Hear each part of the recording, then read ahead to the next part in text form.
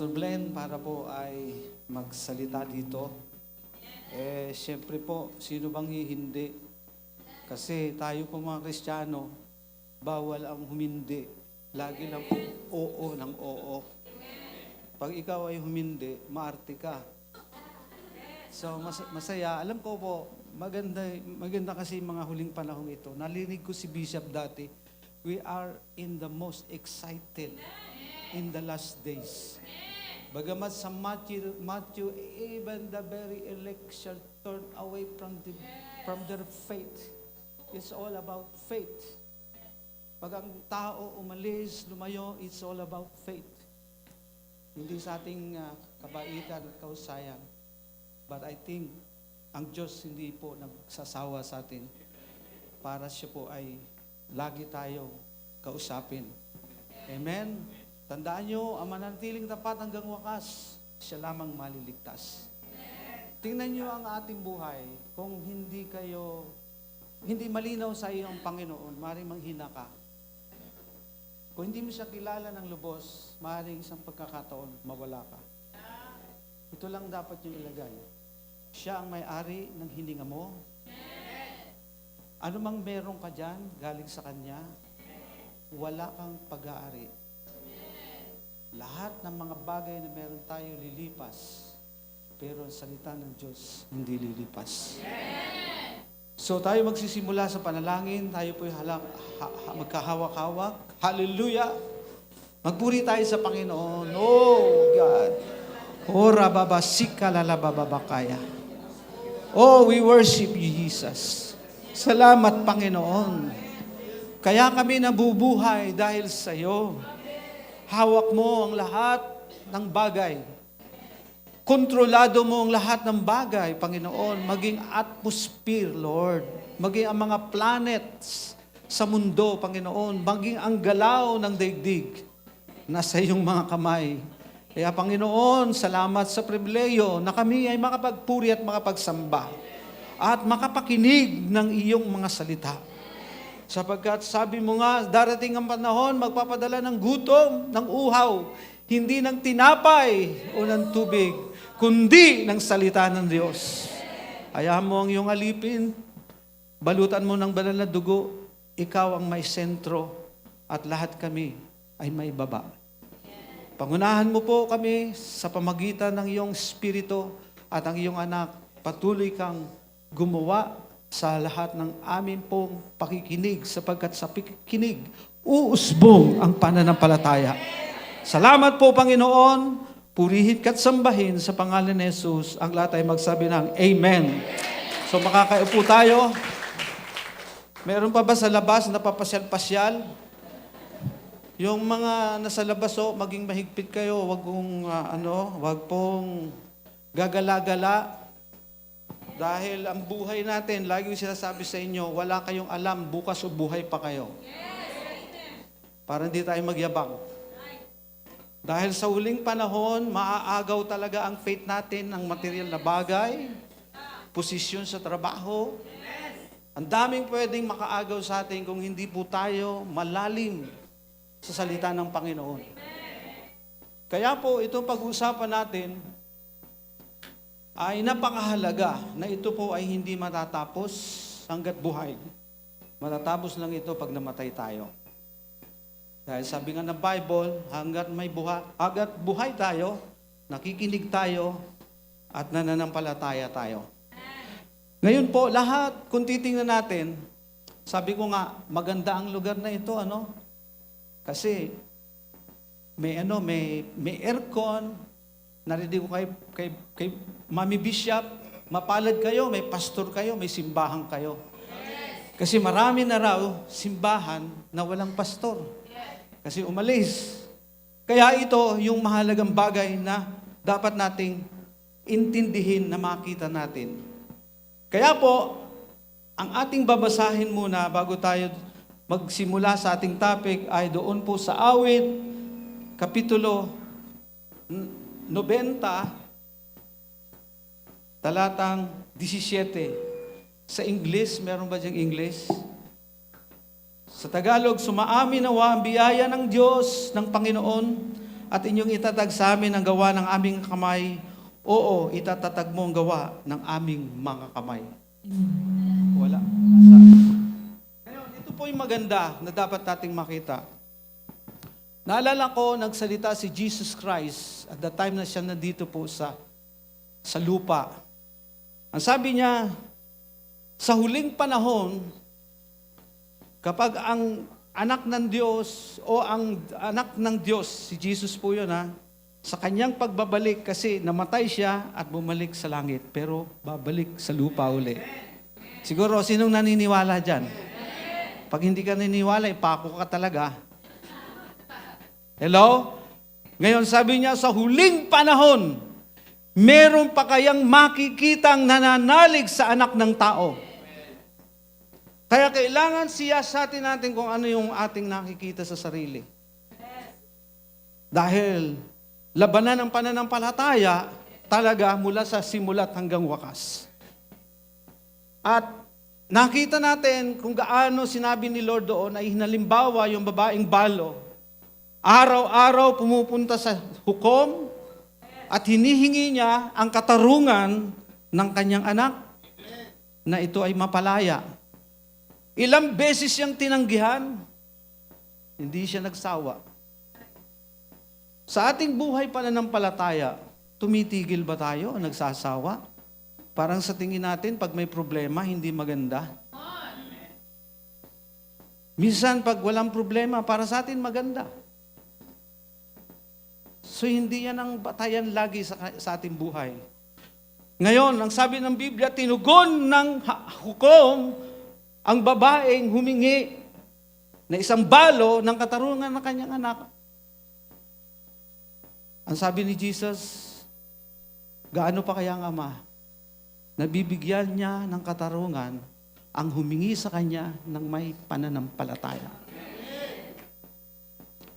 So, mahalaga po kasi nakita nyo, maraming kaagaw ang faith. Sinasabi ko nung una, distracted ang ilan.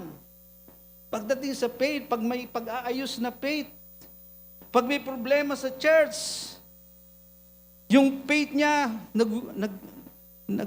nagwe-waving. Kaya yun yung mahalaga nating makita na kailangan sa ating buhay. Hindi tayo lagi titingin sa tao. Sa Diyos tayo lagi. Kayo pupunta rito, hindi po dahil sa tao. Sa Diyos kayo pupunta. Lalo na yung mga nagbabackslide. Marami pong backslide sa amin, mga bumalik. Oh, saan ka ba babalik? Sa ministry o sa Diyos? Ang pagpunta ba natin dito sa tao o sa Diyos? Minsan, titingnan natin yung mga pananampalataya ng mga Muslim. Sabi natin, hindi maganda. Pananampalataya ng mga NPA, ang faith nila, walang Diyos. Ang Diyos ay tao. Ang yung mga wala nang buhok sa ulo, mga munghe, matindi ang faith nila. Pero sinasabi natin, mali, hindi maganda yung faith. Kaya yung aking pamagat ngayon, mga kapatid, is all about the beautified faith. Sa Tagalog, ang pinaganda na pananampalataya. Sabi ko nga, pag inayos na, ano bang alam niyo sa faith? Faith is a testing. Tinitest. Kasi kung hindi ititest, hindi siya magiging pure. Tama ba? Kaya normal po kapag tayo ay dumadating sa tinatawag na testing ng buhay. Problem. Pero, minsan, nagbabago yung aura natin kapag dumadating ang problema. Abnormal ang isang tao na walang pagsubok. Sabi mo sa katabi mo, abnormal ka ba? Kahit ako, may pagsubok. So ano ba ang pagtingin mo sa pagsubok? Bigla bang nabago ang mood mo? Hindi na maganda ang pakiramdam? Because ang word na beautified is pinapaganda ng Diyos ang pananampalataya ng tao. Tayo may definition sa sariling pananampalataya natin, yun ang problema eh. Di ba pag dumating ang pagduda, nagagalit ang Diyos. Pangit ang tingin niya sa tao na nagdududa sa Kanya.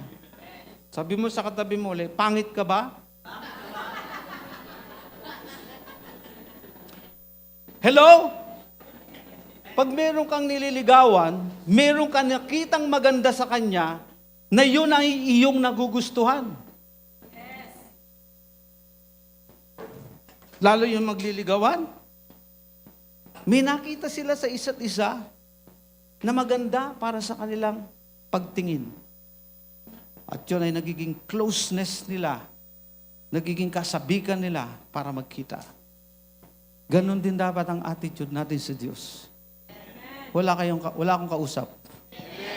Tama. Hindi ka papayag na di mo makita. But of course, ang tao, ang pinakamagandang likha ng Diyos. Kung naalala niyo si Genesis, pinapangit ni Satanas ang katangian ng tao. At si Eva, nilinglang ng Diablo na ang puno, sabi niya, huwag mong kakainin, pero ang Diablo, hindi, huwag ka maniwala. Kasi, yung puno na yon, pinaniwalaan natin nung tayo na sa religion ay mansanas. Wala namang mansanas doon Hallelujah. Tama ba? Wala namang mansanas doon. Naging pleasant sa kanyang pagtingin. Natukso siya. Nagkasala siya. Hanggang sa dapat perfect ang pagkalikha. Dapat maganda ang pagkalikha na sa tao. Pero nadungisan ng kasalanan. Nakita nyo? Kaya nga yung goal ng Diablo na linlangin ka para yung buhay mo papunta sa katabi mo, pangit.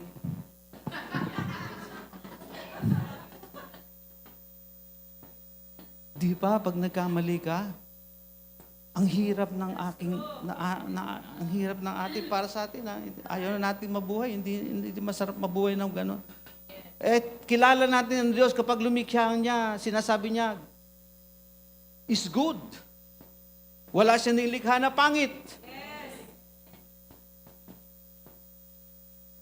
Kaya tayong tao, ayaw din natin ng pangit.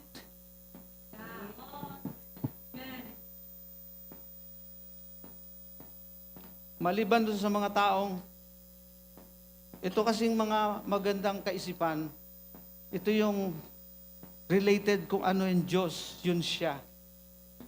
Yung sabi niya, nilikha kong tao, kawangis natin. Kaya lang bumaba ang pagkatao dahil dumating ang kaaway na si Satanas. Kaya po, kailangan makita natin yung senaryo ngayon, araw-araw, may nagkakasala, araw-araw, may umaalis, may bumabalik, kumari nga talaga, wala nang maalis dito, wala nang mabawasan. Ikaw, gusto mo malis? Wag. Hello? So, nakita natin ngayon, kung intindihin, mahilig tayo sa mga bagay na alam natin nakakatuwa sa ating paningin. Hindi tayo papayag na gagawa na alam natin pangit sa paningin. Mula nung tayo ay nagkaroon ng pagkakataong madinig ang salita ng Diyos. Nagiging pangit lang sa atin kapag inaayos na ang ating puso. Sabi mo sa katabi mo, nagiging pangit ba sa'yo? Pag may inaalis na at inaayos ang puso? Alam nyo, pag may problema ang pananaw ko, para makita nyo ang kagandahan loob ng Diyos, kaya may problema. Ngayon, dito po sa ating pag-usap, unang bagay na dapat nating makita, ang goal ng pananampalataya na maganda ay dinidisiplina ng Diyos. Because we are that, sabi ng Bible, tunay na anak tayo, sabi ng Hebrew. Kaya ka nagkakaroon ng mga discipline sa buhay kapag nagkakamali. Of course, sabi ni Jesus dati, be perfect because my Father is perfect. Parang mahirap lakarin yung pagiging perfect. Kaya nga, Diyos ang gawa. Diyos ang pwedeng makagawa para tayo maging perfecto. Di natin kaya maging perfect. Hihingi lang tayo ng tulong, manampalataya na magiging perfect ang lahat ng bagay.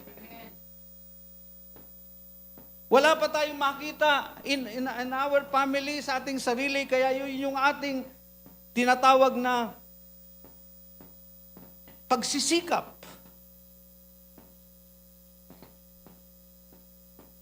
Kaya po, ang sabi ng Hebrew, chapter 12, verse 7 and 11.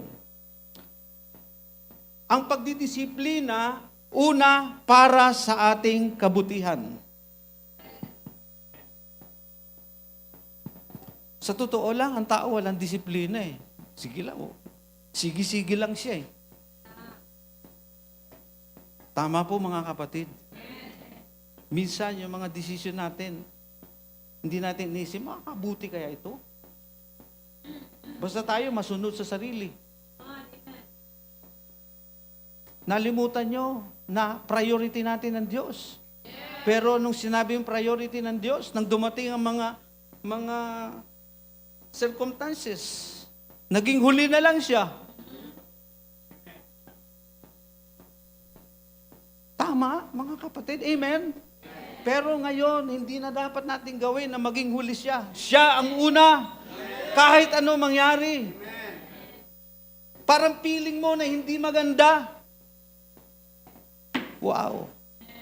So, ano sabi doon? Para sa kabutihan, kung meron mga pagsubok na dumadating, nadidisiplina tayo. Minsan, pag tayo nagkamali, sabi ng Biblia, kung yung ama mo nasa lupa, pinapalo ka para sa kabutihan mo. Dahil ikaw ay anak ng Diyos na totoo, hindi ka ampon. Sabi mo sa katabi mo, pag may pagsubok, para yan sa kabutihan mo.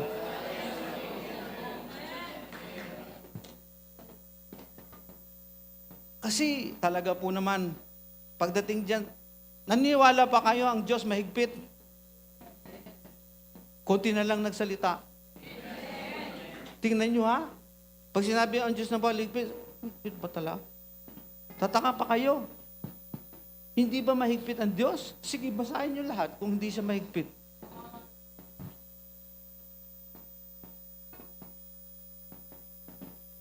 Kaya para makita natin na siya mahigpit, dinidisiplina tayo. Perfectionist ang Diyos talaga totoo. He is all holy. Without spot. Maganda ang Diyos. Kaya po,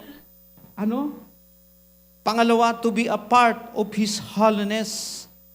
Pangatlo, for a peaceable righteousness. Doon sa nagpapaayos, nagpapadisiplina sa mga anak niya na pinagaganda ang kanyang pagkatao, buhay. Alam niyo ba, dati nung wala tayo sa Panginoon, puro tayo pangit ang tingin natin sa ating sarili. Puro tayo makasalanan. Walang matuwid sa atin. Walang maganda na buhay. Meron tayo noon.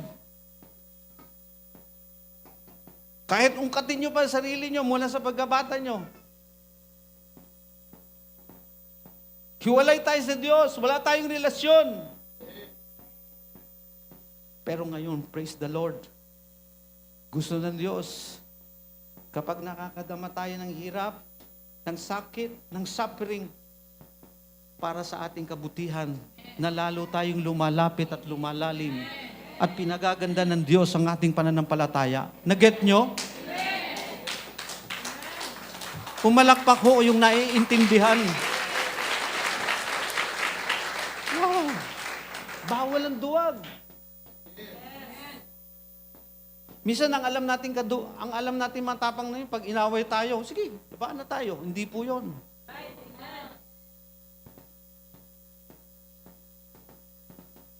Kailangan tumapang tayo kapag dumadating na ang mga pagsubok ng ating mga buhay.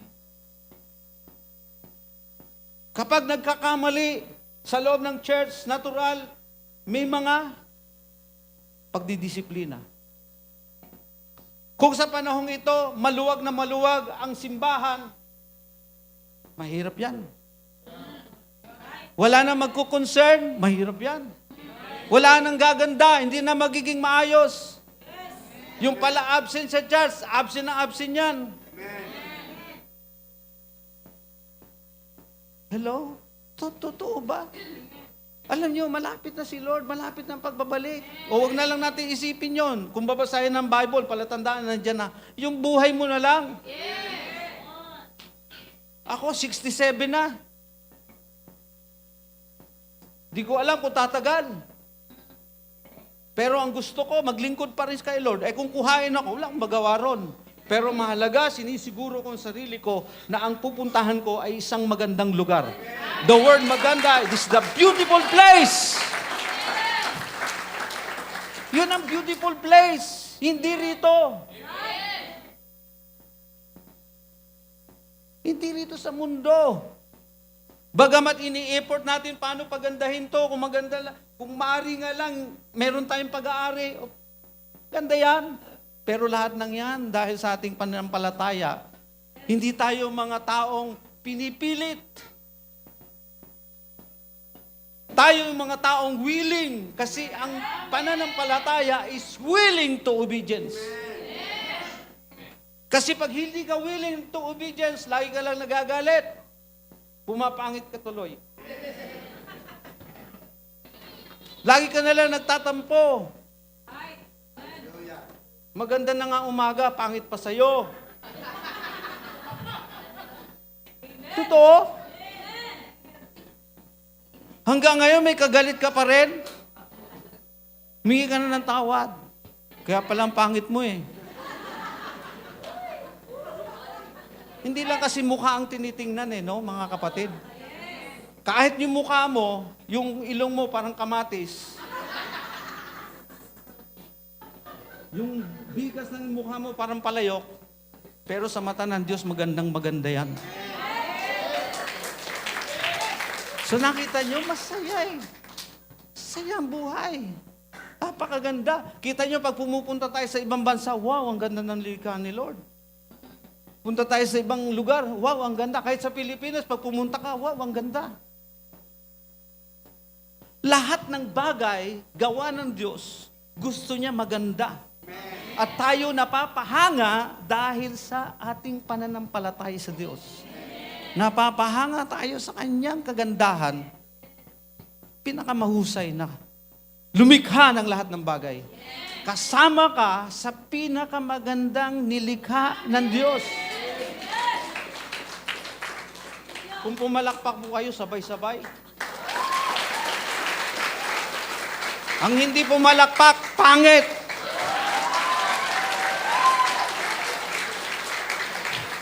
Di ba? Gustong-gusto mo gumanda ka? Kaya ang lakas mo ng palakpak mo. Kamalungkot. Huwag kang magkunwaring masaya ka. Hello?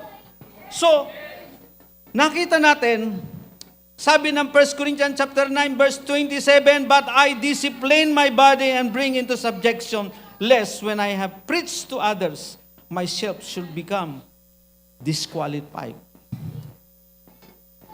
So, bahagi na tayo ay ayusin. Sabi mo sa katabi mo, pag ikaw ay inaayos para hindi ka ma-disqualified, walang pagalingan sa atin. Actually, pagpunta sa langit, you are pastor, punta ka sa langit. You are singer, punta ka sa langit. You are, anong tawag sa atin? Leader, punta ka sa langit.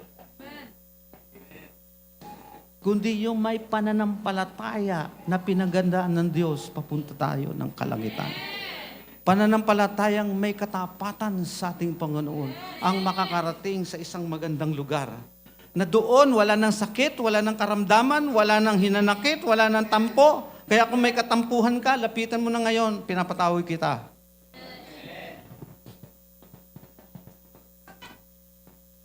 Ito ating kalagayan. Hindi na ito parang kung wari, totoo tayo. Hindi na ito yung parang paringgan. Sabi ni Bishop, di ko kayo pinaparinggan. Dinidiretsa na talaga natin yung ating mga sarili. Sabi mo sa katabi mo, dinidiretsa na kita. Amen. Hallelujah. Amen ba mga kapatid?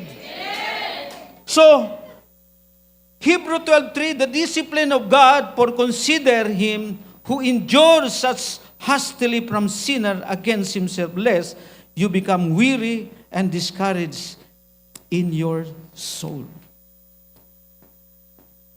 Ayaw ng Diyos na mabaliwala ang lahat-lahat ng bagay. Di ba nakita niyo yung word na Philippians chapter 1 verse 6, he who began a good work, he is faithful to complete. Tandaan niyo sa church, sa Bible, totoo naman, ang pagpunta nila kay Lord, puro blessing. Pero nung dumating na ang pagsubok, sabi niya kay Peter, iiwan mo rin ba ako? Sabi mo sa katabi mo, iiwan mo rin ba ako? Makita ka sa linggo, ah.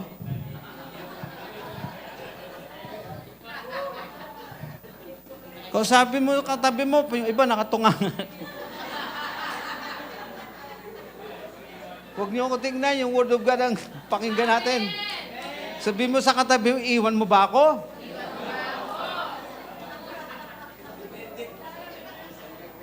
Sino rito tisurin? Tisurin, sino rito? Walang tataas.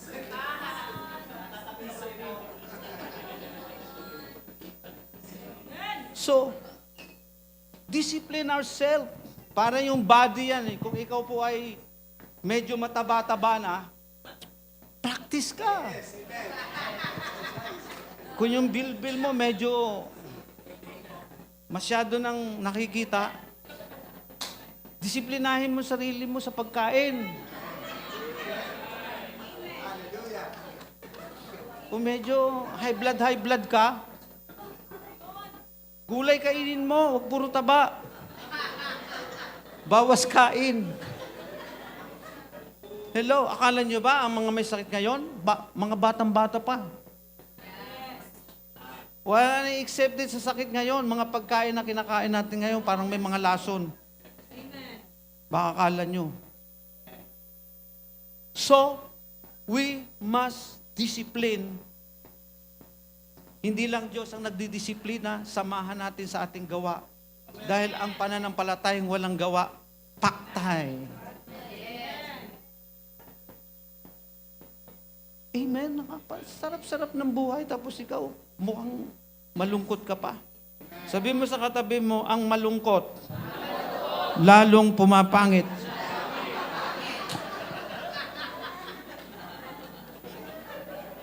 Tingnan niyo yung mga palatawa. Bumabata. Yung iba dyan, tawa-tawa, kunyari ka lang eh. Zoo! Alam ko na, ba't di ka makatawa? May problem ka, no? Praise God, amen. Maging positive lang tayo lagi. Lagi nating isipin na ang Diyos ay concerned lagi sa ating kalagayan. Kasi tayo nga po ang pinakamaganda sa paningin ng Panginoon. The eyes of the Lord to and through to those who seek Him. Lagi siya, kita nyo naman hindi pa nga tayo nanalangin, ingatan na tayo. Yung iba, hindi na nanalangin, hindi ka na nahiya. Hello, tama ba? Nanalangin ka lang pag may problema. Kahit walang problema, araw-araw manalangin ka. I-invest mo yung sarili mo, paano ka maging inspired, paano ka mapuspos, invest mo ang buhay mo, paano ka matuto ng matuto. Invest mo yung buhay mo, paano ka makarating doon sa paglilingkod sa Kanya, huwag ka lang taga-upo ng silya. Yung iba dyan, biyak na yung puan. Nag-iinit ng puwet. Walang ginagawa. Sabi mo sa katabi mo, ang walang ginagawa, hindi maganda. Pangalawa, the insight of preparation. Ang isang individual, lagi natin inianda ang ating mga sarili. Ano ang insight nyo sa preparation? Ano nakikita nyo, bakit kayo inaayos? Ano nakikita nyo, bakit may mga problema, may trials? Pangit ba nakikita nyo? Nagtatanong ba kayo? O positibo ba ang inyong nakikita? Maraming Kristiyano, alam niyo po, kailangan intindihin mo kasi pag hindi mo intindihin, mawawala eh. Amen. Ito hindi na panahon, hindi na pong panahon, mahal na mahal ka ng Lord. Ilang taong ka na dito sa simbahan, yung panarinig mo. Yes. Ang maganda dyan, umayos ka. Depende yan kasi sa pagsasabihan mo eh. Of course, marunong tayo umintindi. Hindi tayo magsasalita na gano'n. Alam natin, ilang araw pa lang sa simbahan. Pero kung alam mo taon na, mas matanda pa sa'yo sa simbahan, pwede mo sabihin yan. Basta nakakaintindi ka. So, nakikita natin, yung insight mo, yung pananaw mo sa paghahanda. Hebrew 11, chapter 11, verse 23, 24. Kilala niyo si Moses. At the time, nung panahon na yon, sa panahon ni Moses, doon sa Egypt, alam niyo naman ang mga Israelite, kumanganak, 12, 13, 14. Kumanganak sila parang aso. Kaya natakot ng mga Egyptians sa kanila. Kaya kailangan bawasan at mamatay yung mga ipinanganak sa panahon na yon. Si Moses, pinaanod. Yung mga sanggol na dapat patayin sa panahon na yon, hindi pinatay ng kanyang nanay. Sabi niya, napakaganda ni Moses na bata. Then, pinaanod. Natagpuan ng anak ng Paraon. Pero sa bandang huli ng kanyang pagtanda, tumanggi siyang tawagin na anak ng babae na Paraon. Pangalawa, pinili niya siya'y tampalasin na kasama ng bayan ng Diyos kaysa magtamo ng nagsisikupas na kaligayahan ng pagkakasala.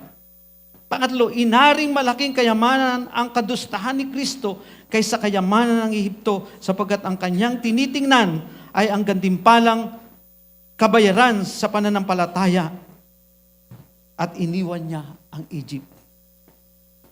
Kayo ba'y makamundo pa?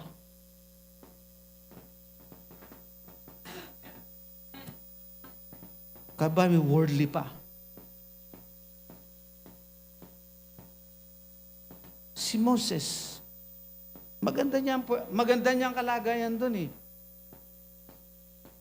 Naturuan siya, paano siya maging mabihasa sa aral ng mga Egyptian. Maganda ang kanyang kalagayan. Tinatamasa niya ang kayamanan, pero natuklasan siya na hindi siya isang Ehipto, siya ay isang Israelite. Tinakasan niya yun. Sabi niya, hindi ako nababagay dito. Hindi ako taga rito. Parang ganito, pwede natin ihambing na hindi tayo taga rito sa mundong ito. Pero dito ka pa rin nagsusumiksik.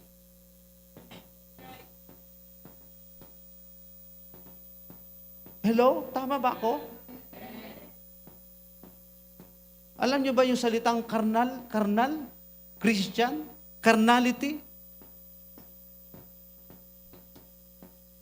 Kaya, titingnan niyo sa sarili niyo, ako ba'y carnal pa rin hanggang ngayon? Hindi ko ba maiwan-iwan ang mundo?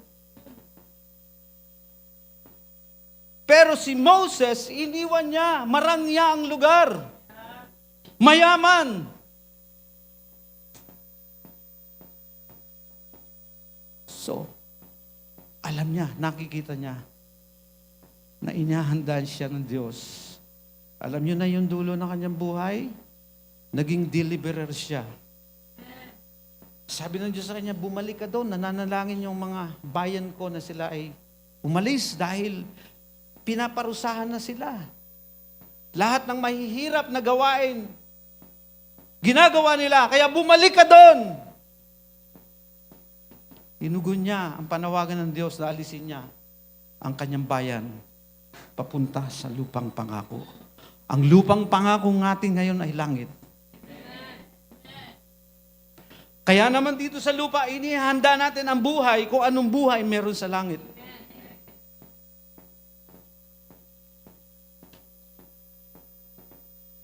Kaya wag na tayo ma-distract sa mga pera. Tingnan niyo yung bansa natin. Kakagulo sa pera. Pati ba naman simbahan nagkakagulo? Di ba? Gamitin natin ang ating sarili sa Panginoon. Nagaya ni Moses, alam niya yung ang insight niya, yung spiritual insight niya, kitang-kita niya, mahirap po sa isang Kristiyano, malabo ang kanya nakikita. Kaya kung alam mo yung blessed hope, ano ang blessed hope niyo? Hindi ba langit? Dito sa lupa ay alien lang tayo. Sabi mo sa katabi mo, alien. Buti hindi tayo mukhang alien. Ewan ko kung totoo yung alien, lalaki ng mata, kung ano-ano. Di ba mga kapatid? Hindi tayo taga rito. Kasi kung iniisip mo taga rito ka, araw-araw nag-worry ka. Dahil nag-worry ka, yan ang dahilan kaya pumapangit ka.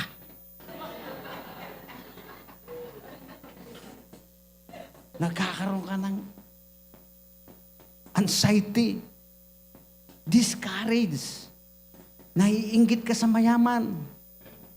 Gusto mo rin silang gayahin. Apektado ngayon yung spiritual mo. Wow, hallelujah. Sabi mo sa katabi mo, buksan mo ngayon ang spiritual eyes mo, spiritual ears.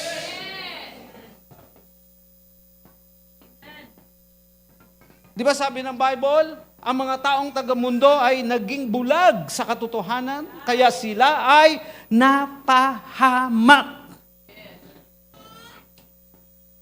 Kaya pray tayo ng pray sa mga tumalikod. Lord, bumalik nawa. Kaya may mga prodigalsan sa Bible, di ba? Lagi, kami po siyempre, tayo, hindi natin pwedeng baliwalain yung mga nawawala o kaya parang, ano ba tawag yun? Nagbakasyon sa mundo. Pray tayo, pray. Lagi natin pinipray na nawa, bumalik sila. Hello? Naintindihan niyo po ang nakikita niyo? Kaya kung nakikita niyo yan, makikita niyo yung buhay niyo. Paano niyo nire-relate sa sarili niyo. Hindi lang tayo dapat Sunday goer. Sabi mo sa katabi mo, Sunday goer ka lang? Kaya pala ang pangit mo eh. Parang wala akong kausap. Sabi nung isa, pareho tayo. Hindi pwedeng gano'n. Alam nyo ba't ako nagsasabi? Hindi ko naman pwede sabihin yan, hindi ko ginagawa. Pag may mga opportunity sa mundo, Pastor, pasensya ka na. Ba't sa pastor ko nagpaalam? Sa Diyos ka magpaalam, tinlak ko lang kung papayagan ka. Hello, may kausap ako? Hindi siya magpapaalam sa Lord. Alam niya, hindi siya papayagan. Iko-compromise niya pa yung pastor. Pastor, payagan mo ko. Eh dahil baby ka, makamundo ka talaga. Sige na nga. Kahit sama ng loob yung pastor mo, sige na lang. Wala akong kausap. Alam niyo, pag hindi na nagsasalita ang pastor, delikado na kayo. Ano ibig sabihin niya? Ba't di na nagsasalita sa'yo? O ikaw na may alam yan. Kaya, ito yung mga bagay na dapat nating makita ngayon. Pangalawa, yung example ni si Esther. Alam niyo si Esther, at the time ng taga-Babylonia, kung di ako nagkakamali, may isang hari doon si Aswero. Yung kanyang asawa ay nagtaksil sa kanya. Ginawa niya, gumawa siya ng timpalak. Sa ating panahon, nag-search siya ng magagandang babae. Binibining Pilipinas.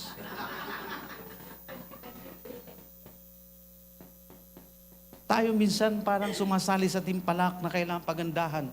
No, hindi naman yung pagalingan yan. Wala sa pagalingan. Yung pagandahan. So, anong preparasyon dito kay Esther? 12 buwan. Naligo siya ng oil of myrrh, ang tawag doon. Hindi ko alam yun kung ano yung myrrh. Basta sabi lang dyan, bahala na kung ano yun.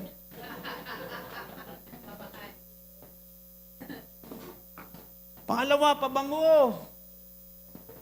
Tapos may mga beautician pa siguro doon sa loob. Aalaga ng kanyang mga kuko kung ano-ano.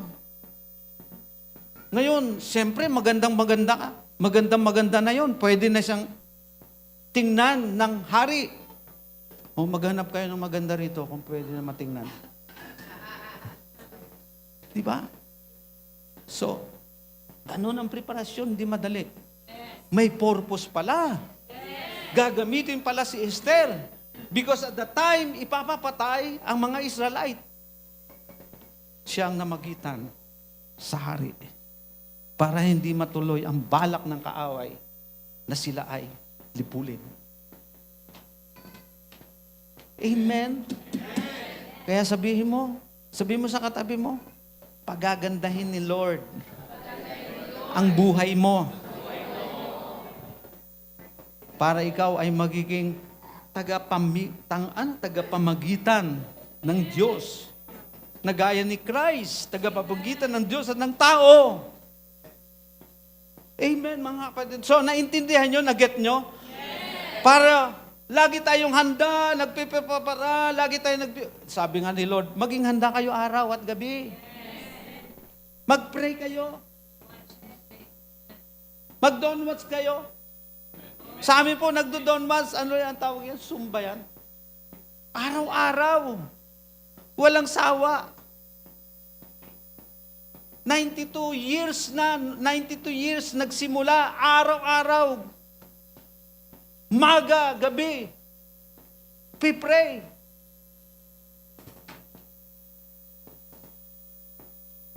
Dapat yun po ang dapat nating gampanan sa buhay natin.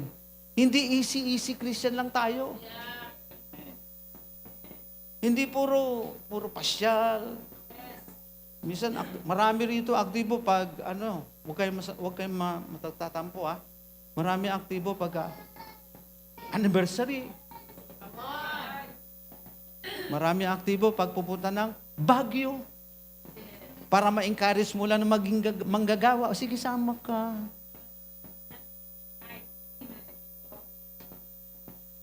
Yung pala pupunta ron, mamamasyal lang sa Baguio, hindi handa na para gamitin or turuan, iprepara para sa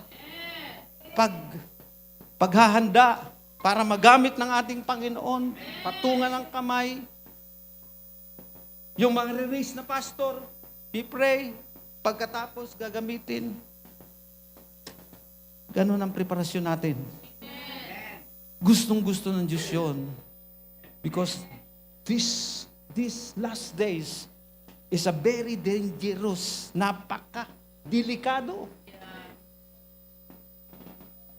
Delikado po ang mga panahon na to. Hindi po ito biro. Kaya, mahalaga po yun. Kagaya ni Esther. At naalala ko si Jesus Christ at the time, sabi niya, by His stripe we are healed. Hindi makita yung kagandahan ng mukha ni Jesus Christ na hirapan dahil sa ating kasalanan. Nakita yun yung ginawa kay Lord. Lahat ng sakit natin, yung mukha niya, talagang sinugatan, nilagyan ng tinik sa ulo. Para lang buhay mo at buhay ko baguhin niya.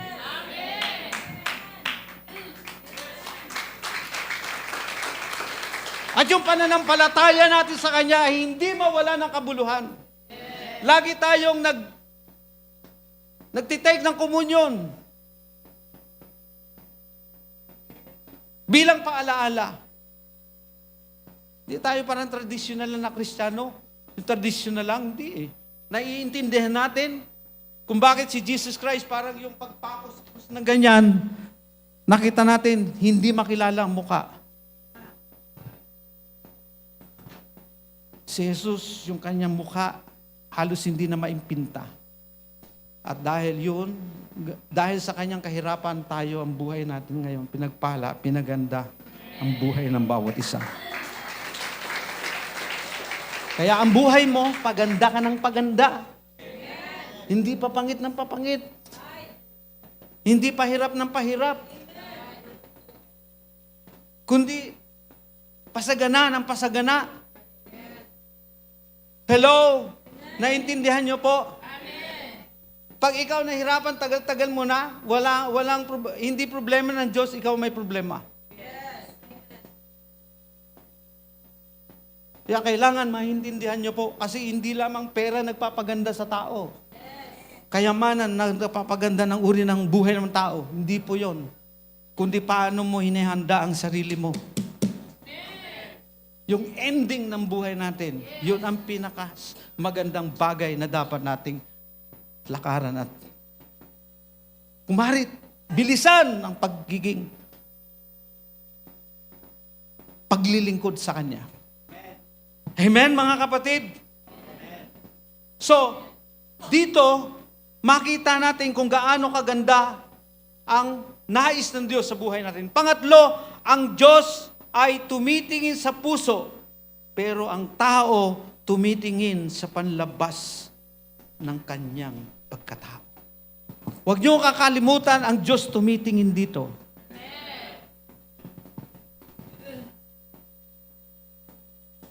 Lagi natin sinisearch, kaya nga pag may mga pagkakamali, Lord, patawarin niyo ako.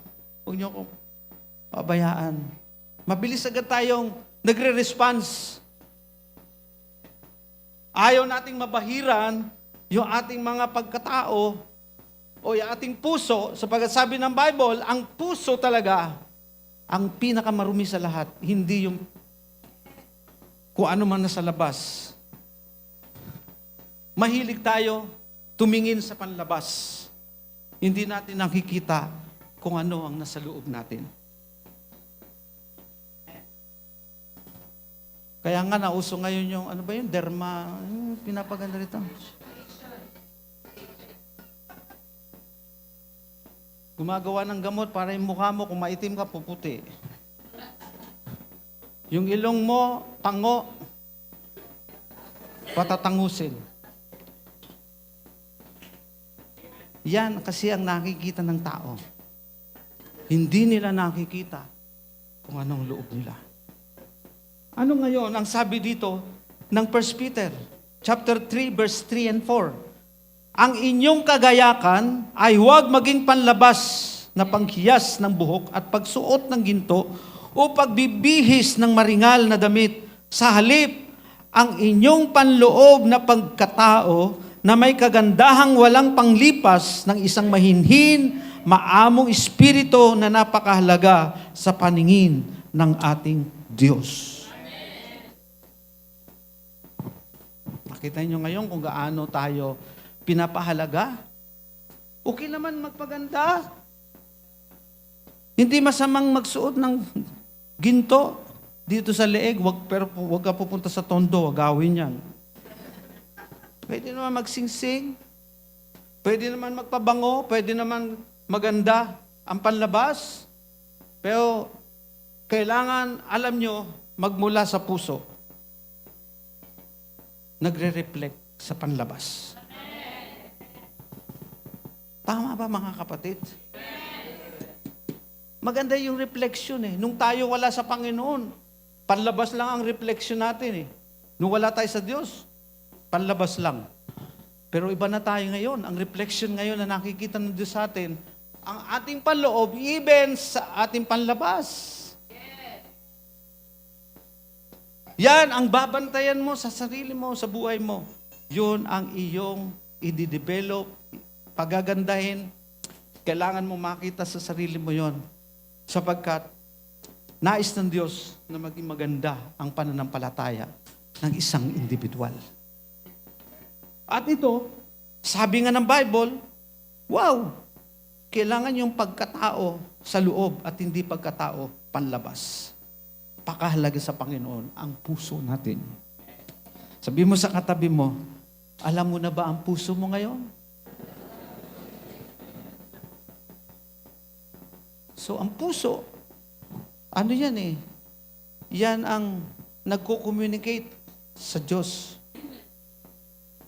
Yan ang nagdi-decide kung ano ang gusto mo. Yan ang nag-iisip, nagdidikta sa kaluluwa mo.